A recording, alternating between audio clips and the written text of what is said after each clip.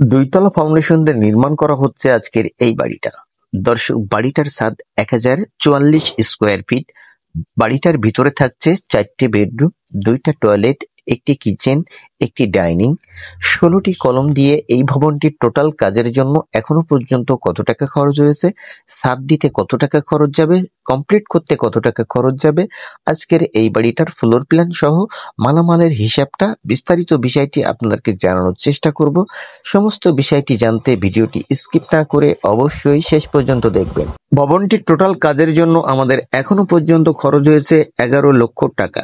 দর্শক, 11 লক্ষ টাকার বাজেটের মধ্যে রড কিনা হয়েছে কতটুকু এবং গাঁথুনি ইট কিনা হয়েছে কতটুকু, মিস্ত্রি খরচ কতটুকু, কত বস্তা সিমেন্ট ব্যবহার করা হয়েছে, বিস্তারিত বিষয়টি জানানো হবে। দর্শক, সামনের দৈর্ঘ্য আছে 29 ফিট এবং লম্বায় আছে 36 ফিট। টোটাল এই বাড়িটার দৈর্ঘ্য প্রস্থ আপনাদেরকে শেয়ার করা হলো। রুমের সাইজ আছে 11 ফিট বাই 14 ফিট।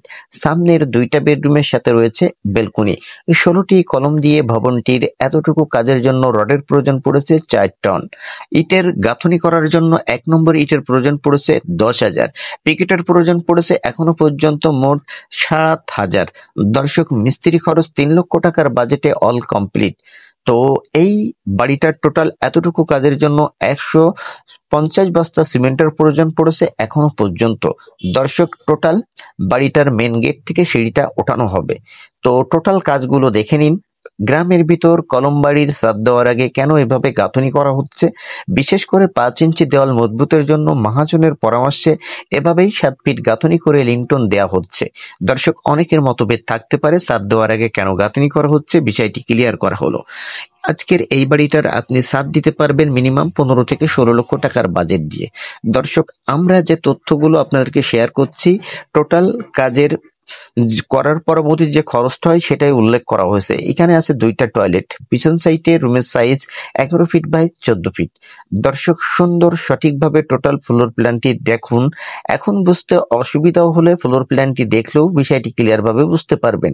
এখনো পর্যন্ত আমাদের কুষ্টিয়ার বালুর প্রয়োজন পড়েছে মোট 1000 সেফটি নিয়ে আসা হয়েছে, এখনো অনেকটাই আছে, 7 পর্যন্ত হয়ে যাবে। সিলেকশন বালির প্রয়োজন পড়েছে 500 সেফটি, তো এখনো অনেকটাই আছে। তো দর্শক, টোটাল যে মালামালের হিসাবটা সেটা আপনাদেরকে বলা হলো।